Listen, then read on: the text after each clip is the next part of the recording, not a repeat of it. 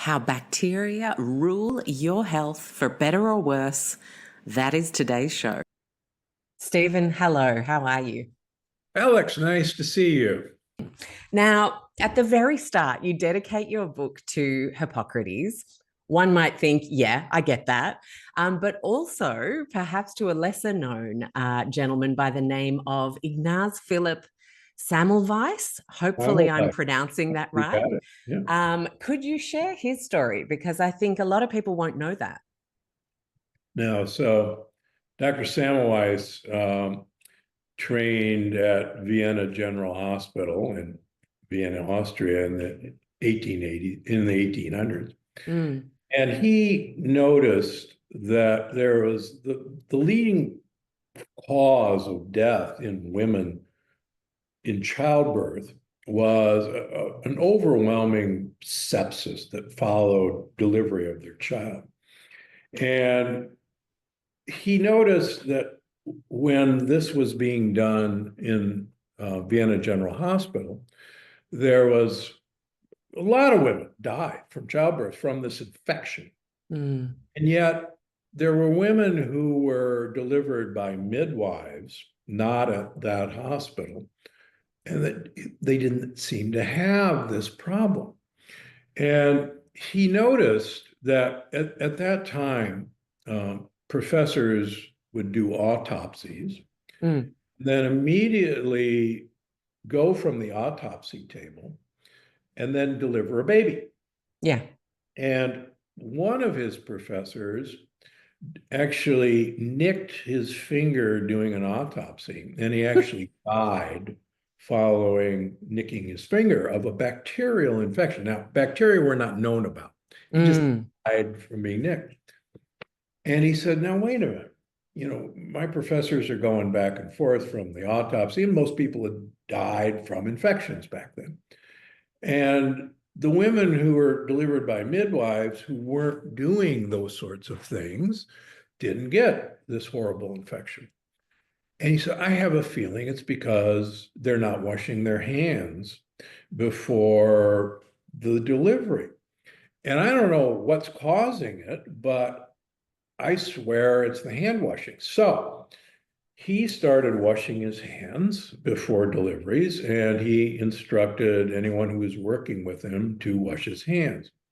And lo and behold, his results, unlike any of his other colleagues, matched the midwife's results. His patients didn't get these overwhelming infections. mm. His colleagues didn't like that because that went against their practice. And he was actually labeled not only a quack, but a dangerous quack. And he was actually exiled to Budapest, and he was put in an insane asylum, and he was actually beaten to death in the insane asylum as a young man. Turns out 15 years later, the bacteria were discovered, and his antisepsis was recognized. He literally became, he was the father of, antisepsis. Mm. And as I say, may he rest in peace. So, Imagine being so sensitive that you would be offended that someone would suggest that you had to wash your hands before a procedure. I mean, I can't even imagine the fragility of the ego that would then exile that person to be beaten to death in an asylum. That just, it's quite mind blowing, isn't it? And yet, we still see it in various degrees and forms today in medicine. oh, absolutely. Yeah, absolutely. And I think he should be an example for us all. And then you'll notice I also talk about Carl Sagan, Mm, who said that, science only advances by questioning conventional wisdom. And hmm. because conventional wisdom eventually is usually proven wrong in most everything. And it takes courage, as he says, to question conventional wisdom. But until you do that, science doesn't move forward. And No. And I would say also it takes courage to admit you're wrong, because a lot of people straight away go to, oh, there's too much money at stake, there's too many profits, and that's why we have this problem. But that example, far less money at stake back in those days, it's actually also an ego ego. and a vulnerability problem, like people not being able to say, hey, you know what? You might have a point. Let's debate it. Let's take a look. And I think our culture, like this patriarchal ego culture, is so fragile that that is actually one of the key reasons we don't move forward in science. I mean, look at the cholesterol debacle, right? Probably don't get us started on that. We could spend all. No, no, that's not what we're here for today. I know, I know. And so we then move on to this battle between bacteria being the bad guy in the Pasteur camp, and then the Bichon camp, the terrain being the thing we need to cultivate so that bacteria is less of a problem in terms of overgrowths and infections. And again, we pick the wrong guy to get behind. Yeah. And he was a great, he was and that story, I've read all the books on both Yeah, of them. yeah, I bet. That story is just fascinating. They were arch rivals, and Pasteur was a better public speaker, and Mm-hmm. Béchamp wasn't. And Pasteur got the undying gratitude of the King of France by correctly finding out that bacterial contamination was the reason wine went bad. And Mm-hmm. needless to say, if you're in France, the guy who We want to look after the wine at all costs. Yes. exactly. And Mm-hmm. so, Pasteur rose to prominence in pasteurization and sterilization, and Béchamp fell by the wayside and was basically labeled a quack. Mm. And it's really interesting. Béchamp believed that there were all these particles in blood that you could see with specialized microscopes, with light microscopes. He said, "Look, there's little living creatures in blood," and everybody said, "Yeah, right, yeah, right." And, and Whatever. yeah, whatever, sure. And lo and behold, like I talk about in the book, guess what? We now find bacteria in healthy people's bloodstreams, and Mm. find bacteria in the brain. And it's like, oh, Béchamp would talk about ahead of his time. And Mm. why don't these guys bother, quote, normal people? And Béchamp, I believe, was correct, is because the terrain, the terroir, kept bad guys under control. And it was only when the terrain was altered that a bad guy came out and was mischievous.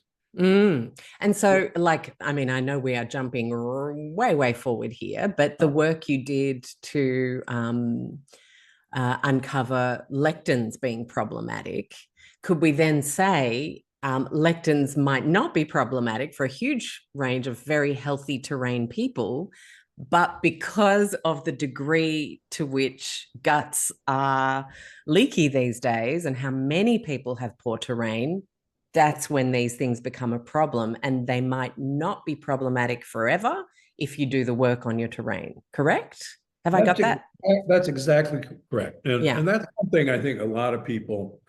So I first talked about this in my bestseller, The Plant Paradox. And Mm.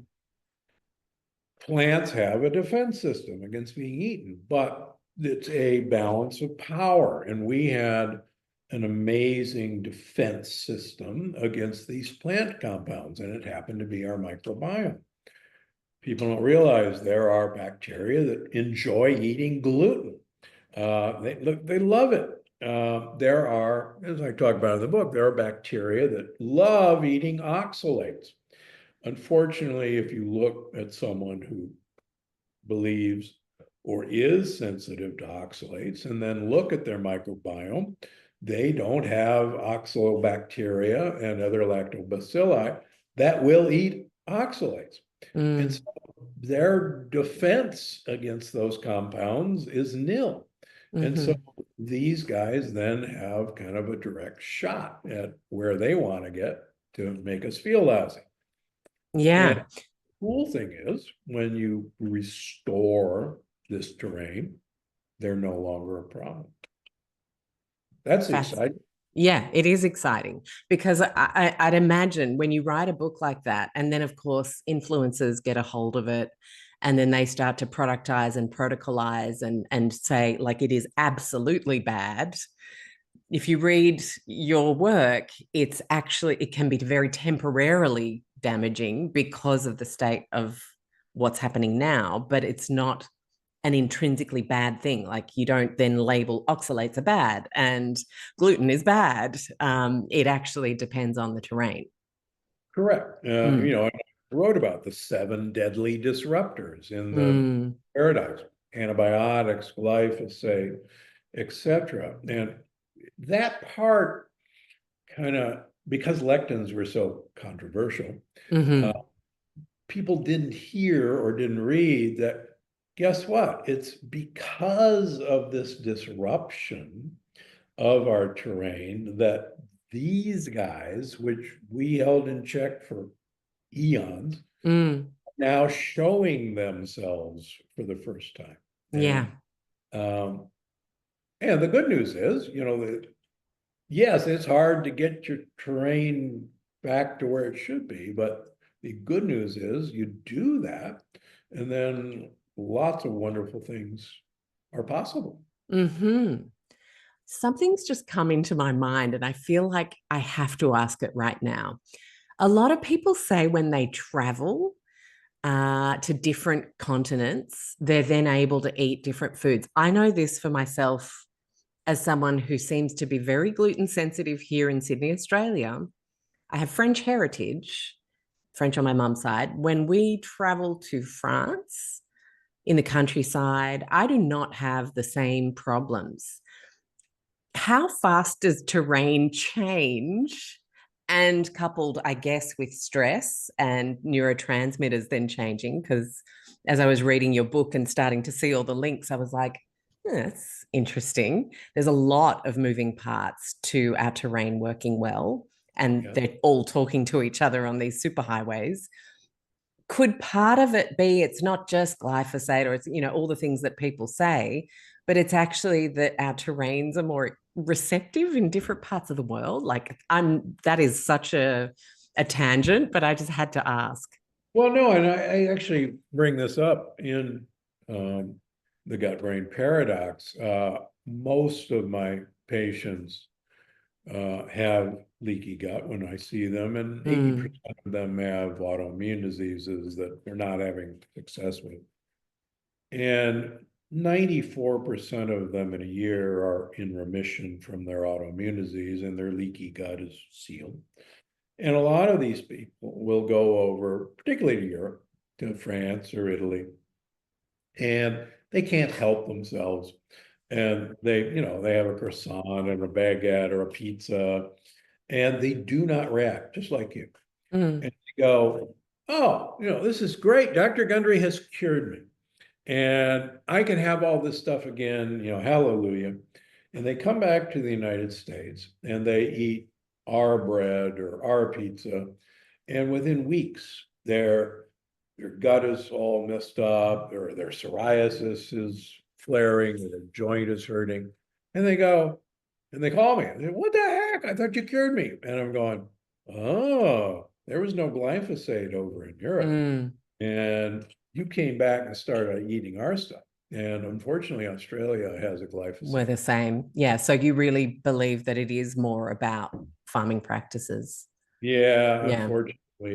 I figured it was, but I thought, Yeah, let's just see if there's a bit of gray area there. no, it's Yeah. glyphosate.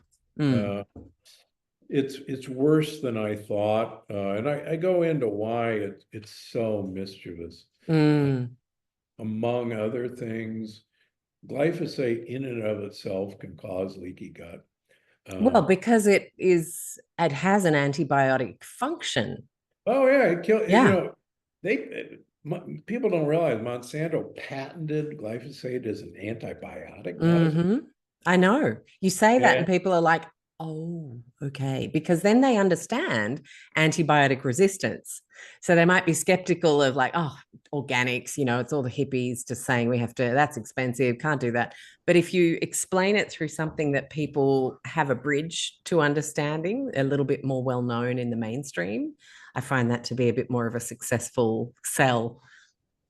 yeah, and glyphosate, the reason it got approved initially is glyphosate targets what's called the shikimate pathway, which is kind of fun to say. I Uh, like it too.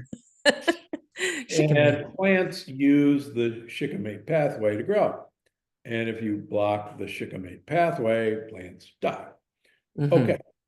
humans don't use the shikimate pathway. And so the FDA was convinced that you can have all the glyphosate you want, no problem. What they Mm-hmm. didn't bother to tell them is that bacteria use the shikimate pathway, just like plants. And so, and again, that's why it was patented as an antibiotic. And what's really scary is glyphosate doesn't kill all bacteria in the gut, but among other things, it's really good at killing the tryptophan producing bacteria. And it leaves resistant bacteria kind of alone. And so, isn't it interesting that, yeah, glyphosate was introduced in the mid 1970s. And if you watch anxiety and depression and even addictive behavior, yeah, we can blame social media and we can blame all sorts of fun things like COVID. But you can track anxiety and depression just right from the start of glyphosate. And Mm-hmm. you're knocking out all of these bacterial pathways. And Yeah. we used to think it was the neurons in the gut that were producing all these neurotransmitters. It's the bacteria that are Mm. these. We missed Yeah. that because we didn't know they did that until recently. Exactly. And something I found fascinating in your book was when you were talking about addiction, you literally break down the addictive substance and the bacteria that especially link to that exact addiction. And it made so much sense because I've only ever been addicted to cigarettes. And next month, that is 20 years as a non smoker. And I couldn't figure out why. But then, and I'll get you to unpack this, the dopamine connection and then the loop you end up in, I was like, mind blown. It makes so much sense now why it took a full year to let that psychologically go because my terrain kept telling me I needed it. Need Yeah. some more of that. Yeah, Mm. yeah. And I thought it was a brain thing, completely separate from back. I never got told, hey, let's work on your gut and that'll help you quit smoking. That was never a part. It was about calming the brain, doing meditation, doing hypnosis. So, can you explain a couple of your favorite discoveries around addiction and specific bugs?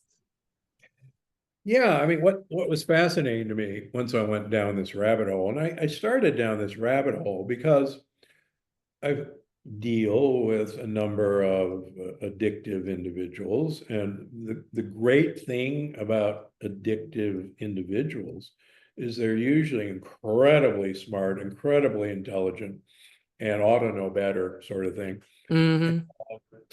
you can then look at which bugs are driving this and how they're actually commanding us to get the substances that they want.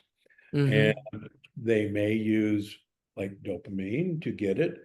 Most of them actually use pain to get it. For instance, and I break it down, there's the alcohol addictive microbiome, there's the nicotine addicted microbiome, there's the opioid addicted microbiome, there's even the NSAID addicted Mm. microbiome, which is really scary. NSAIDs, for those who don't know, are the non-steroidal anti-inflammatory drugs. like ibuprofen, like naproxen. And that story is fascinating in and of itself. These drugs were introduced in the mid-1970s as well. It's kind of funny how, for instance, broad-spectrum antibiotics were introduced in the mid-1970s. Are we seeing a pattern here? Yeah. So NSAIDs were considered so dangerous because they were really good at causing leaky gut, number one. And they were really good at changing the terrain, the microbiome, making it very dysbiotic. And they were so dangerous, even though they were very useful for relieving pain, that at least in the United States, they were only available as prescription. And they were only allowed to be used for 2 weeks before they could not be renewed Hmm. because of this potential. And I mean, I have all the pharmaceutical companies' papers showing Yeah. that this was going to happen. And the FDA knew it. And that's why it was only by prescription and only for 2 weeks. There were warnings. Now, of course, they're the most widely used painkiller there is. They're available over the counter. I mean, we have children's ibuprofen, for goodness Yeah, we sake. have lovey-dovey commercials saying, "Is your little one feeling, whingy and upset with those teething worries? Go get yourself some." And then you're like, and it's just all so lovely and innocent. And I genuinely, I don't know, probably because I had migraines in my 20s before I discovered holistic health. And I remember I was working in cosmetics as a young 20 something. And I used to pop a bunch of NSAIDs and then take a nap in one of the facial kind of beauty rooms if the managers were on a break, just to kind of let them kick in and get back to work. Of course, all the artificial fragrances and crap we were pumping around in the air and spraying on ourselves and lathering on our customers. I mean, hello.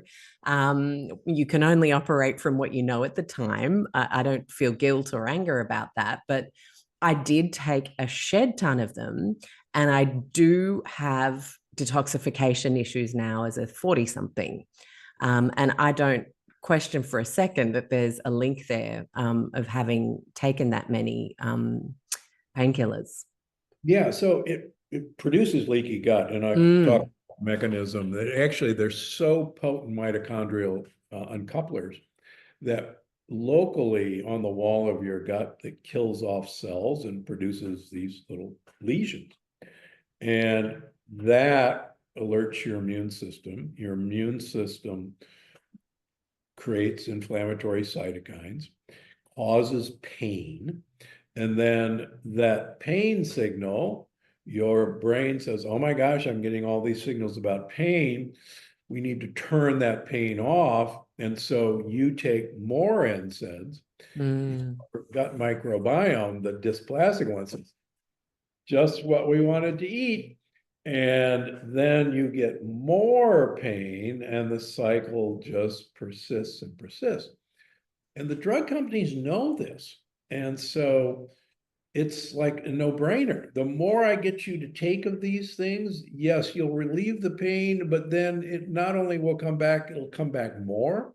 And mm-hmm, drug-seeking microbiome then says, ooh, I can get more if I give her more pain, and it just continues the cycle. It's the same way with opioids, which is really startling. What happens, and you can do this in mouse studies, you can do it in human studies, but the mice studies are really kind of cool that I talk about in the book. So you can get a mouse addicted to opioids, pretty easy, and show that its microbiome not only changes, but the microbiome then causes leaky gut, which causes you pain. The pain makes you seek more, but the best part is the microbiome then steals more of those opioids for itself, making the opioids less effective. So you need more to get the same pain relief, which gets them more of what they want. Now you go, oh, come on, they don't really do that. Well, you can give mice who are needing more and more of the same to get the relief. give them antibiotics, and wipe out this gut microbiome. And all of a sudden, they become incredibly sensitive to low dose opioid. In other words, a little bit will all they need. And you go, well, what the heck?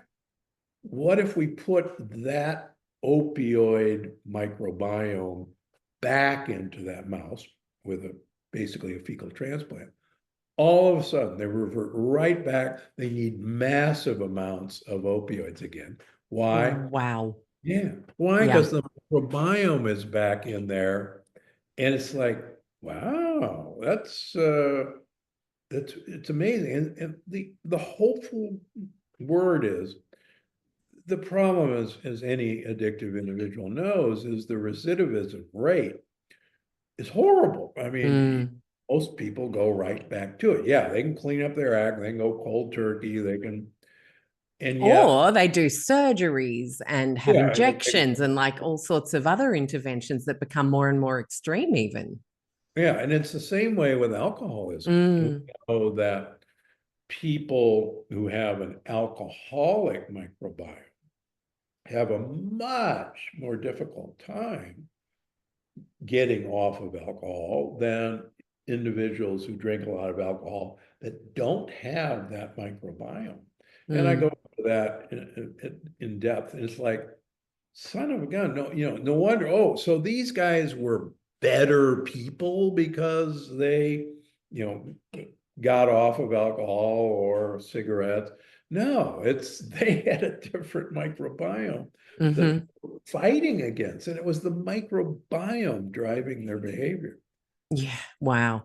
And so, can I ask, because a lot of people, and you do unpack this in so much detail in the book, but to just give a little bridge towards anyone hearing any of that and going, oh my gosh, I am addicted to NSAIDs, or I have alcohol problems and find it really hard to just do a week without booze. Um, what are the best ways to actually test? And how can we find readily accessible practitioners? I mean, not everyone can fly across to California and visit you. And so, I think what are some of the audition questions to see? Are they going to do the right testing for you, get the level of detail you deserve and need to get to the bottom of what's going on in your gut? And what kind of questions could we be asking to make sure we're going to be working with practitioners that can help us? Well, the reason I write these books is to try and bring this sophisticated knowledge from looking at thousands of people with leaky gut, watching what we needed to do to Mm. heal the leaky gut, working with lots of addicted individuals, working with lots of Parkinson's and Alzheimer's and dementia patients, is hopefully I've done most of the guesswork taken away from me, taken out of it. Yeah. And for most people, the book is, look, here's the guidelines. Here's the yes list of foods. Here's the no list of foods.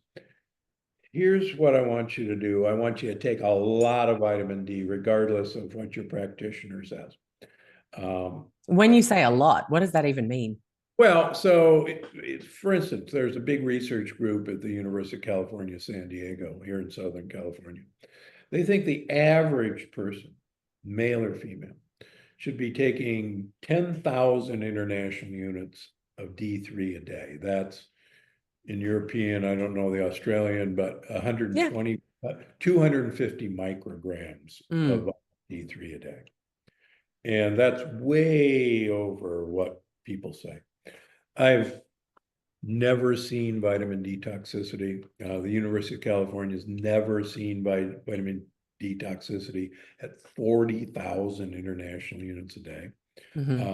That's a lot of vitamin D. It's a lot. And what do we think of vitamin K being paired into a lot of Yeah, those I like vitamin supplements? K2, particularly with higher dose vitamin D. I do like vitamin K2, but you don't need much vitamin K2. You only need about 100 micrograms of MK4 and MK7. I like the combination of the two. You don't need much. But yeah, that's not, it's a good idea, but that's number It's the one. D that's the number one. Yeah. Yeah, the D is number one for three reasons. Number one, the higher your level of vitamin D, the more diverse your microbiome is, period, regardless of Wow. period. Number two, we have stem cells in the lining of our gut. And our gut has one of the fastest turnover rates of any cells in our body. That's why people who are on chemotherapy, one of the biggest side effects of chemotherapy, which kills rapidly dividing cells, is gut distress, because that's really the fastest reproducing line of cells in us. Vitamin D, there are stem cells in the lining of our gut that are always ready to replace damaged cells. It turns out that they're exquisitely sensitive to vitamin D. And if you don't have enough vitamin D, they just kind of sit there and twiddle their thumbs and go, what? You want me to do something? You want me to grow? What? So vitamin D smacks them and says, They're hey, like wake up. teenagers. Yeah, wake up. There's work to do. Go Yeah. that gap. So one of the things that struck me early on in autoimmune disease patients is, number one, they had usually very low vitamin D. And number two was how much vitamin D I needed to get into them to kind of activate these stem cells plugging the gap. Number three, vitamin D, normally our immune cells, our white blood cells, 80% of them are down lining the wall of their gut. Why? Because this is where mischief comes through. And 80% of your army is right there at the border. It turns out that vitamin D is designed to tell these cops, don't be so trigger happy. Get your finger off the trigger. You don't need an AK-47 set on automatic all the time. Relax, as we joke in the United States, go have a donut and a cigarette. Sorry. That's not a medical recommendation, folks. Yeah. Yeah. And one of the things that we learned working in autoimmune disease, and I got into this as a transplant immunologist. I wanted to know, okay, what's the immune system looking for? How do I tell it to not look at this heart from a pig I'm putting in or something like that? And so my lab was a transplant immunology lab working at manipulating the immune system. So when people started showing up in my office with autoimmune disease, they'd go, hey, what do you know about autoimmune disease? I don't know anything about autoimmune disease, but I know a whole lot about how the immune system works. So if you want to play, let's play. So getting back to vitamin D, we know that the immune system in leaky gut patients is really, really activated. And normally it should listen to vitamin D, but with autoimmune disease, it's so activated that you have to hit it over the head with a sledgehammer of vitamin D, like a teenager. Hey, Yeah. pay attention, calm down. And that's what we found. Now, the good news is once you kind of get everything under control, you can kind of back off on these things. But getting your vitamin D levels up is so important. So that's the three-pronged vitamin D. Now, the other thing that I keep making the case for that we mentioned earlier, we used to have a great defense system against the things we swallowed, including all these plant compounds. And that defense system, sadly, for the reasons we've talked about, is decimated in most people.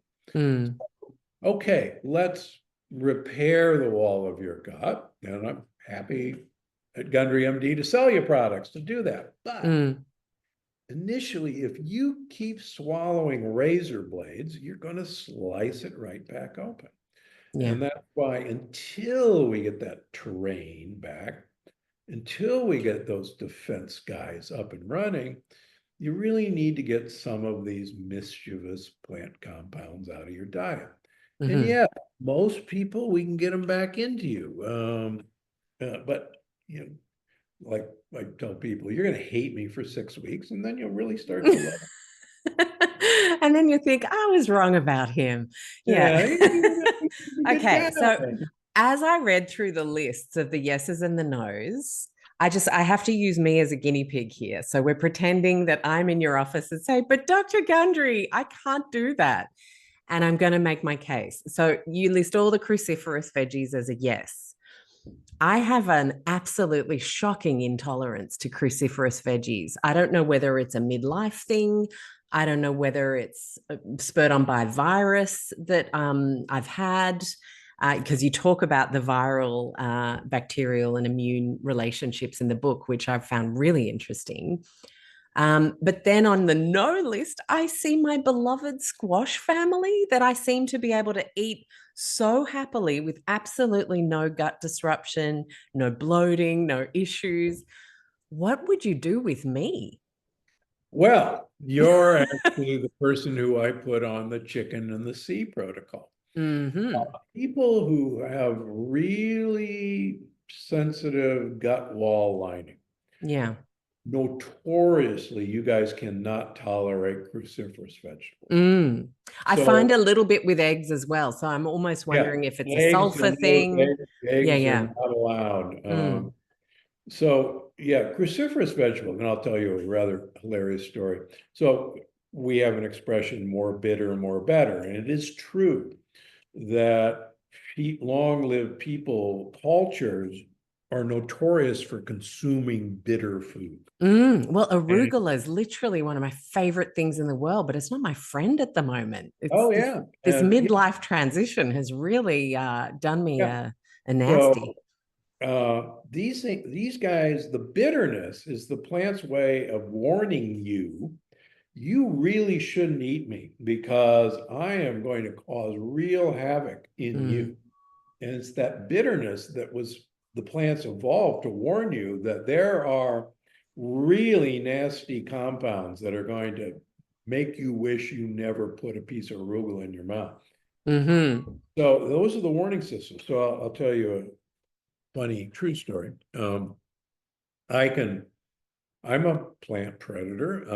I like cruciferous vegetables because of the sulfur containing compounds. But a number of years ago, you remember when the Magic Bullet and the NutriBullet came out, these little Yes. small blenders, right? Hmm. So I could eat a kale salad with absolutely no issues. My wife decided one day when these things came out that she was going to make me a kale smoothie to take to work. And she basically blended, raw kale in a NutriBullet, with not much else. And Yum. Yeah, yeah, not. I'm drinking it on the way to work. And a half an hour later, I had the most explosive wipeout at work and in the bathroom. And I'm going, Hmm. what happened? Mm. So if I ate whole kale, the the individual cells were not opened and my digestive enzymes slowly broke them up, and these nasty compounds, I would have a really good gut microbiome that can handle it. But what she did, probably on purpose, was she broke the kale apart and released all of these horrible anti-Gundry compounds, and I swallowed them. And so my gut said, what the heck did you just do? We've never seen this many compounds at once, and we're going to protect you. Out they go. And Mm. so there's a perfect example that I could tolerate whole kale, how we always ate kale, but there's no way I could tolerate that onslaught. Hmm. A lot of my troublemaking patients, the cruciferous vegetable family, either has to be cooked for days and days, turn them in. Yeah. Oh, well, you think of like the recipes that involve them around the world, they're often fermented or pickled, Yes, or or there's a lot done to them before you eat them. that's exactly right. You have to have Mm, the bacteria do the work for you. Correct. mm, yeah. Right. To, to detoxify. Bacteria are really good at detoxifying plant compounds. That's what they were designed to do. Hmm. And so then what's with squash? Why are we saying goodbye to that for a while? Well, I'm glad you asked. I'm really genuinely like, Squash, what? squash are a New World plant. Hmm. But the main reason I eliminated them early on is that squash are a fruit. And fruit in general, fructose is one of the worst enemies of your gut and your mitochondria that I can conceive of. And Hmm. so a lot of my patients have insulin resistant metabolic syndrome. And for that reason, squash for most people is a no-no. They're a fruit. If it has seeds in it, it's a fruit. Hmm. Sorry. I'm so sad. I get it, but I'm sad. And so when I rebuild my terrain, let's say, would I, through the protocol in the book, then be able to reincorporate cooked cruciferous veggies bit by Oh, bit yeah, yeah, absolutely. You and will. squash? Please tell And me. squash. Now remember, Yeah. even plant paradox, they said, hey, once we fix your gut, you can have baby squash and you can have Mm. zucchini and baby yellow squash. Get them more Okay. mature. They haven't matured there, and they don't have as high a sugar content.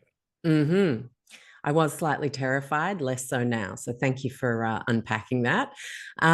Let's talk about the red meat versus chicken, poultry, and fish, because that's quite different quantity recommendations. And I mean, we live in the age of carnivore diets everywhere, and I often think about microbiomes and long-term changes that those sorts of extreme diets would then create. But what is the reasoning behind that 4 ounce per week minimum of red meat? Well, so I am sometimes by the carnivore community uh, labeled as the father of the carnivore diet. And I do not claim to be that, but the argument was if you take my arguments to it extreme, Mm, all plant compounds uh, do not wish us well. And yeah. And uh, haven't we heard that time and again on social media? Mm, correct. And so when the plant paradox came out, oh, plants hate us and we should avoid them at all costs. That's not true for reasons that maybe shouldn't concern us right now, but it turns out that polyphenols in plants are actually some of our gut buddies' favorite foods. And this was really a recent discovery that bacteria love polyphenols and they make polyphenols available to us and they actually detoxify some of the harmful effects of polyphenol. But so why not just go on an all beef diet, which is what most carnivores do? The problem is, and I grew up in Omaha, Nebraska, and that doesn't mean anything to anybody, but Nebraska is called the beef state for a reason. Uh, Nebraska used to have the largest stockyards in America, Omaha, where we fatten cows with corn and soybeans, but that's another story too. And so, beef made Omaha what it was. And so, I should be a huge fan of beef. The problem is that beef, lamb, pork, and milk from cows, sheep, and goats have this odd sugar molecule called new 5 capital GC. mhm. So what?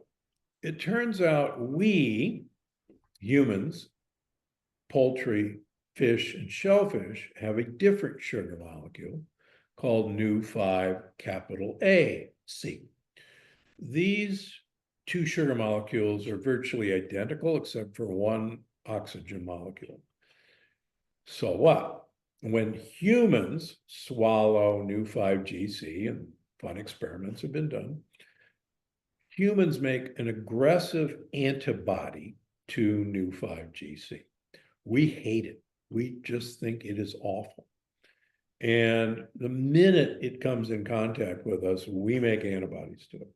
Mm-hmm. So what? Well, when I wrote The Plant Paradox almost 10 years ago now, we knew that Nu5GC and Nu5AC are very similar, and that if we made antibodies to Nu5GC, we might attack our own Nu5AC with what's called molecular mimicry.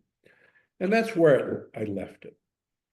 Well, now it turns out, because these molecules are so similar, we have Nu5AC lining the wall of our gut.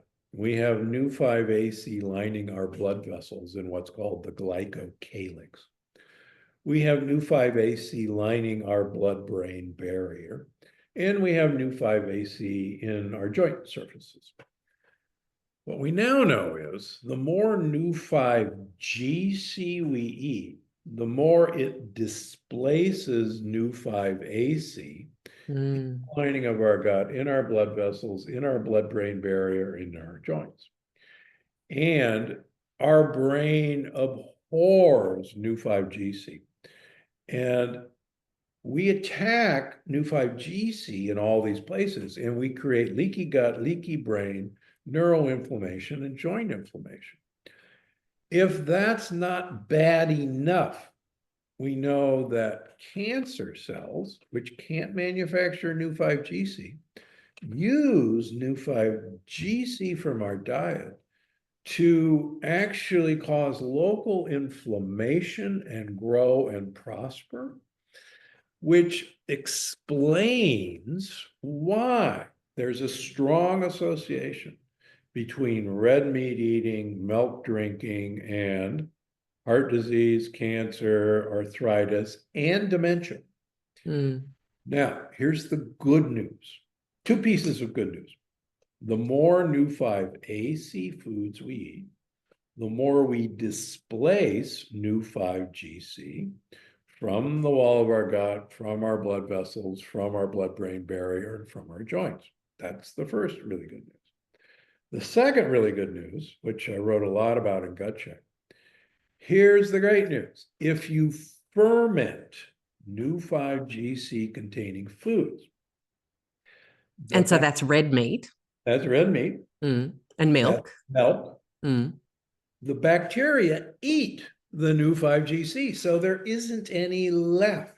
That's the conundrum, that if you look at cultures that eat fermented milk products, that eat fermented animal products, they have exceptional good health. Because, for instance, prosciutto has no Nu5GC. What? Yes. Newsflash. Okay. And traditionally fermented sausages fermented with lactobacillus. And they don't have any Nu5GC. So the exciting news is we now know, well, wait a minute, how do these guys who are eating all these sausages and prosciutto have such incredible good health and longevity? Because they've fermented away the Nu5GC. And same way with yogurts are fermented. There's no Nu5GC in them. And traditional cheeses, which are fermented, like prosciutto, like Parmesan Reggiano, has no Nu5GC. Or Gruyere, or anything that's really beautifully made, not your kind of cheap tasty at the supermarket kind of stuff. Yeah, the joke in Switzerland is we'll sell all the cheeses with holes to eat to the idiots, and we'll keep all of our Gruyere and Comté for ourselves because there are no holes in it. It's So, does that mean raw milk dairies that have their bacteria still in them tend to be less problematic for people if it's properly, safely processed? Or are we No, not it's counting totally that? loaded with new 5GC. Okay. But remember, most of the cows, for instance, in Australia and the United States are Holsteins, Mm, and black and white cow. And Holsteins make not only new 5GC, but they also have a really nasty casein called casein A1. yeah. And, a wonderful researcher from New Zealand first rang the bell on this, the devil in the milk, about the association of casein A1 with type 1 diabetes, etc. So that's another subject. It is. So does A2 protein therefore have less of the It GC doesn't have, thing? yeah, it doesn't have the casein molecule that's troublemaker. But Hmm. if you ferment milk, the casein molecule is broken down into much Mm, less antigenic compound. mm, And you look at these long-lived cultures, one of the things that's fascinating about the blue zones is they all are eating fermented milk products, goat and sheep products. They're eating goat and sheep yogurts, they're eating goat and sheep cheeses, and they're eating fermented animal products because this is all they mm. can live on. Yeah. And, I talk about all these cool polyamines in fermented animal products. So, and that explains. Mm. It really does.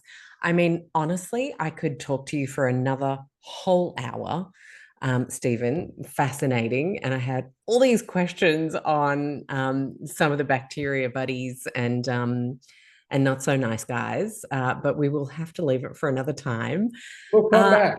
yeah, definitely. I was going to suggest we do a book club session on this so people can ask questions as well, because there's just so much to unpack. And I know a lot of people often get information not from the horse's mouth, but from the influencers who then interpret that to be very black and white situations where plants end up evil, or meat ends up God, or vice versa. And I really think uh, nitpicking through the gray area reminds us that there's an incredible amount of gray area, and it's very situational as to what is going to work for you and what isn't.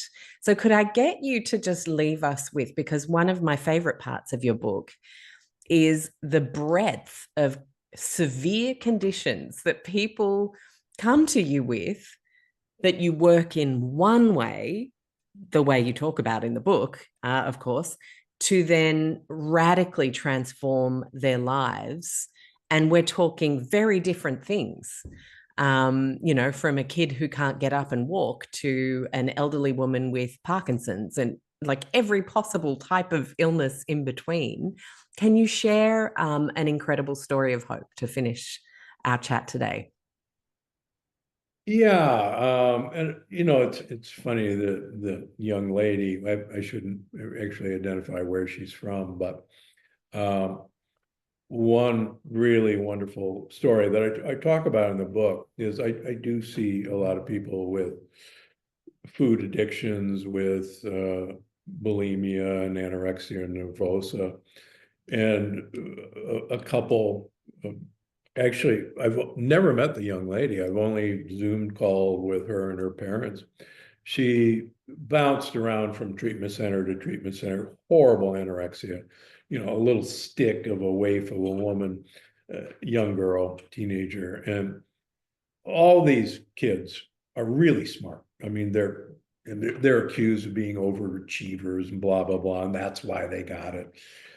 So we looked at all of her blood work, and it's unbelievable leaky gut, incredible dysbiosis, very low vitamin D level, very low omega-3 fatty acid levels. So I mean, she was on a feeding tube and she was institutionalized, and so we introduced some, soluble fiber through her feeding tube, introduced some probiotics, got her vitamin D levels up, got some fish oil in her. And literally within a couple of weeks, She was off of her feeding tube. She was accepting the food that they were giving her. And we could see actually in a month a radical change in her gut microbiome, in the wall of her gut, her vitamin D levels. She's now home, and she actually looks forward to the food we're giving her, because she was under control by a set of microbes. And as much as we like to think that we're under control, and this was her problem, her brain problem, it was under control by a set of microbes. And we just changed the information, the messages. And so, I mean, that's so hopeful that, my God, this,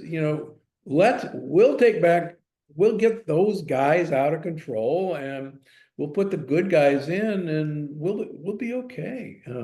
Does it take work? Yes, it does.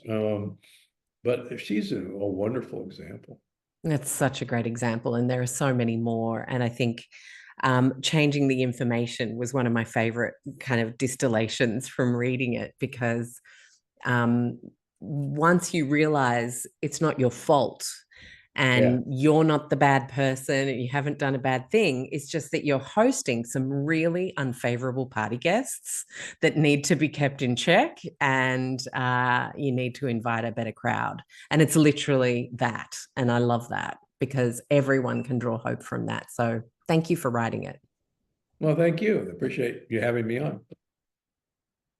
I hope you loved today's show as much as I loved bringing it to you. I want to remind you that if you are someone who craves a low tox community that is judgment-free, full of empowerment, has health professionals and building health professionals that can support you, as well as me in there answering questions multiple times a week, I want to invite you to join the Low Tox Club. For the price of less than a cup of coffee a month, you have an annual membership for $49 Australian, so it's about $30 US or euro, that allows you to have a member masterclass every single month with a health professional or global expert from the podcast, where we have them to ourselves for an hour to ask questions and deep dive further. You have the beautiful supportive chat group. You have Q&As with me answering questions. We read books and talk about them, and a whole bunch more. You can head to lowtoxlife.com, hit the Explore tab, and join the club is the very first option on that list. Of course, we have over 10 evergreen courses that you can jump into anytime, whether it's navigating everyday low tox swaps with our Go Low Tox signature course, whether you have kids and you're wanting to know how to best support them with our Low Tox Kids course, whether you're planning a family and looking at a healthy low tox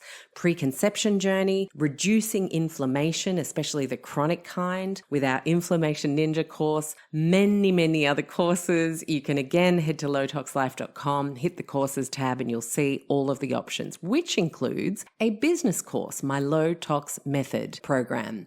A lot of people don't know, but I was doing a lot before starting Low Tox Life in 2009, and I was a business consultant across hospitality, health, retail, and cosmetics. I have been in business consulting for a very long time, so I absolutely adore helping people move into the low tox space or develop their low tox businesses. So that's a way I can support you. And then, of course, there's our wonderful social media communities at Low Tox Life on Instagram, and of course, the website with over 250 gluten-free recipes, blogs, downloadable PDFs to help you navigate wanting to get rid of synthetic fragrances in your school or office.